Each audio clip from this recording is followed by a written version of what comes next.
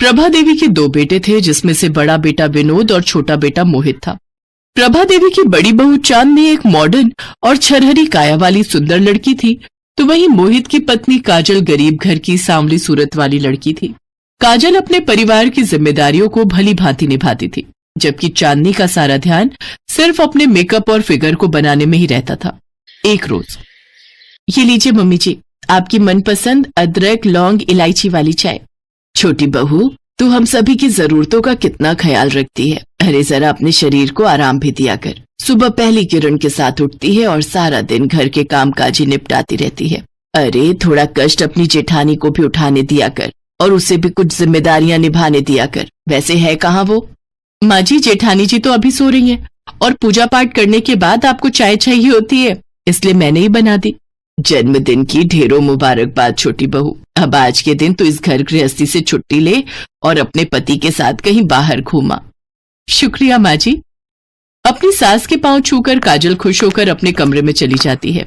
तभी प्रभा देवी भगवान का शुक्रिया अदा करते हुए कहती है, तेरा लाख लाख शुक्र है भगवान, जो तूने मेरी झोली में काजल नाम के इस हीरे को डाला है। तूने मेरे बुझे घर में चंदा का प्रकाश भेजा है छोटी बहू के रूप में, जिसकी रोशनी पूरे घर में फैली हुई है। हाँ, बस मेरी यही दुआ है तुझसे कि इसके जीवन में कभी अंधेरा ना आए।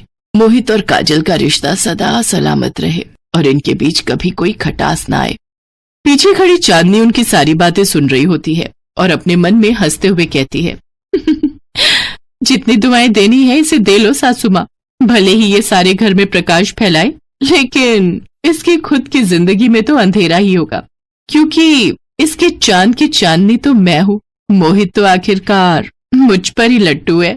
उधर काजल अपने कमरे में मोहित से कहती है, मोहित, आप आज के दिन भी ऑफिस जा रहे हैं? क्यों, आज क्या दिवाली है जो घर पर बैठकर पूजा करूं तुम्हारी, या तुमसे शाहरुख खान की तरह रोमांटिक बातें करूं? Just look at you. काली तो तुम थी ही, अब तो तुम मोटी और भद्दी भी हो गई हो। पता नहीं मेरी किस्मत ही खराब थी जो ऐसी बीवी मेरे पल्ले पड़ गई। अपने जन्मदिन वाले दिन पति के मुंह से बधाई की जगह बेइज्जती की बातें सुनकर काजल दुखी हो जाती है, तो वहीं दरवाजे के बाहर खड़ी चांदनी ये सब सुनकर खुश हो जाती है और खुश होते हुए मन में सोचती है, अरे वाह, मेरी काली देवरानी के जन्मदिन की ऐसी शुरुआत। सचमुच सुनकर मजा ही आ गया। अब यही सही समय है आग में घी डालने का। चांदनी उनके कमरे में जाती है। अरे क्या हुआ मेरे हैंडसम देवर जी? क्यों मेरी सांवली सलोनी देवरानी पर भड़क रहे हैं? जरा कुछ सीखो मेरी भाभी से। शादी के इतने वक्त बाद भी इन्होंने अपने फिगर को कितने अच्छे से मेंटेन करके रखा हुआ है। मोहित, शायद आप भूल रहे हैं कि मैं एक बच्चे की माँ हूँ, और माँ बनने के बाद एक औरत के शरीर में परिवर्तन आते ही हैं। उसकी त्वचा और शरीर में फर्क पड़ जाता है। मैं एक पत्नी होने के साथ साथ एक माँ भी हूँ, जबकि जेठानी जी अभी माँ के सुख से वंचित है। ये बात सुनकर चांदनी गुस्से में वहां से चली जाती है।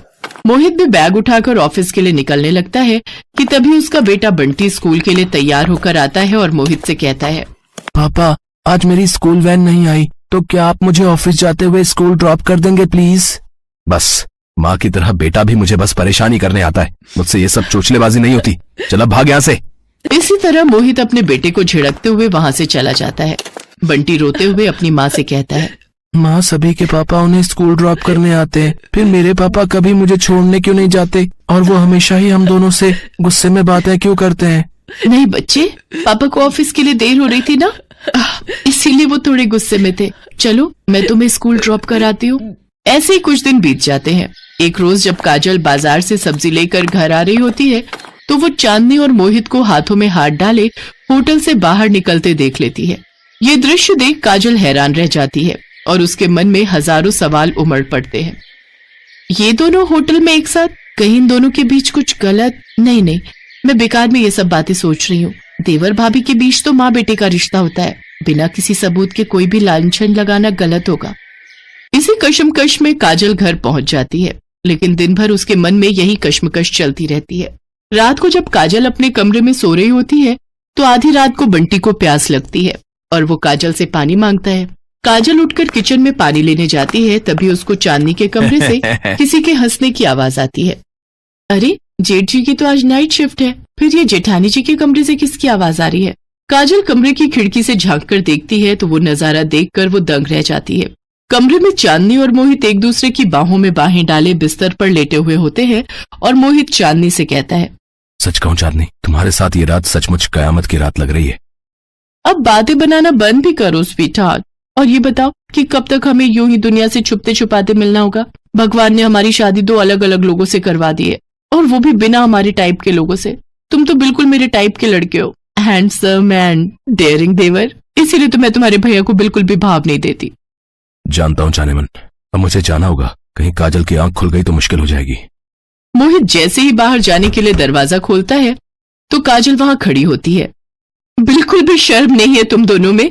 देवर भाभी के पाक रिश्ते को कलंक लगा दिया तुमने। मैंने ये कभी नहीं सोचा था कि मेरी जेठानी ही मेरी सौतन बनेगी। ओह, तो तुमने सब कुछ देख लिया। चलो अच्छा है, आज नहीं तो कल सच तुम्हारे सामने आना ही था। हाँ, और अब यही सच्चाई मैं दुनिया के सामने लाकर रहूंगी। बहुत धोखा दे लिया तुमने हम सबको।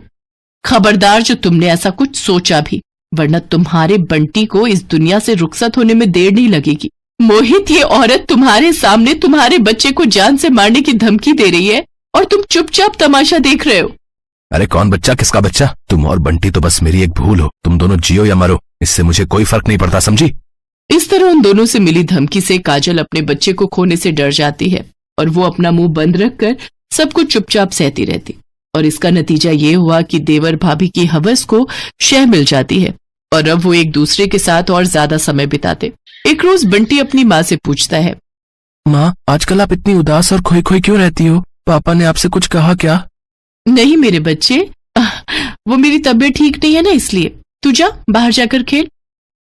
बंटी बाहर खेलने चला जाता है। तभी काजल की सास उसके कमरे में आती है और उससे कहती है, क्या बात है बहू, तेरे और मोहित के बीच सब कुछ ठीक तो है ना? आज जो बात तुमसे बंटी ने पूछी वो मैं भी कई दिनों से पूछना चाह रही थी। आजकल तुम हर वक्त खोई खोई सी क्यों रहती हो? पता नहीं क्यों, लेकिन तेरा उदास चेहरा देखकर ऐसा लगता है कि जैसे कोई सौतन तुझे ढा रही हो। अगर ऐसा कुछ है तो एक बात हमेशा याद रखना, विश्वास से भरी पत्नी अगर चाहे तो यमराज से भी अपने पति के प्राण वापस ला सकती है। फिर एक औरत से क्या डरना। ये कहकर उसकी सास वहां से चली जाती है, लेकिन उसकी बातों ने मानो काजल में एक शक्ति प्रदान कर दी थी और वो बिना देर किए अपने जेठ के पास जाती है और उसे सारी सच्चाई बता देती है। काजल, तुम होश में तो हो? अपनी जेठानी के बारे में ऐसी बातें करते हुए तुम्हें शर्म नहीं आती? जेठ जी, मुझे बस आज रात का समय दीजिए। आज रात जेठानी जी की सच्चाई आपके सामने होगी। इसके बाद विनोद के साथ मिलकर काजल एक प्लान बनाती है और फिर आधी रात को मोहित के फोन से चांदनी के फोन पर एक मैसेज करती है और उसे अकेले में मिलने के लिए छत पर बुलाती है। कुछ देर बाद चांदनी छत पर जाती है और पीछे से जाकर मोहित के गले लिपट जाती है और उससे कहती है, क्या हुआ मेरे हैंडसम देवर जी? आधी रात तक कभी सब्र नहीं हुआ जो मुझे छत पर ही बुला लिया? चलो अच्छा है, रोज रोज चार दीवारी में रोमांस करके मैं भी बोर हो गई थी। हाँ, आज खुले आसमान के नीचे रोमांस करने में मजा आएगा। अब कुछ कहोगे भी या यूं ही पीठ घुमाए खड़े रहोगे? चलो अब मुझे जल्दी से अपनी बाहों में भर लो। जैसे ही वो ये कहती है, मोहित के कपड़े पहने खड़ा विनोद उसको जोरदार थप्पड़ मारता है। इसी के साथ छत की लाइट जल उठती है और सभी वहां आ जाते हैं।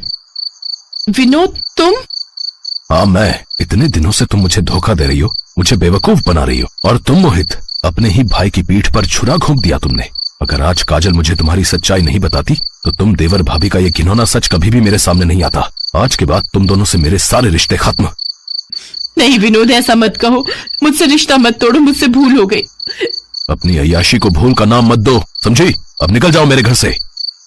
काजल, तुम तो मुझे समझो, आखिरकार मैं तुम्हारे बच्चे का बाप हूँ। तुमने हमारे बच्चे का वास्ता।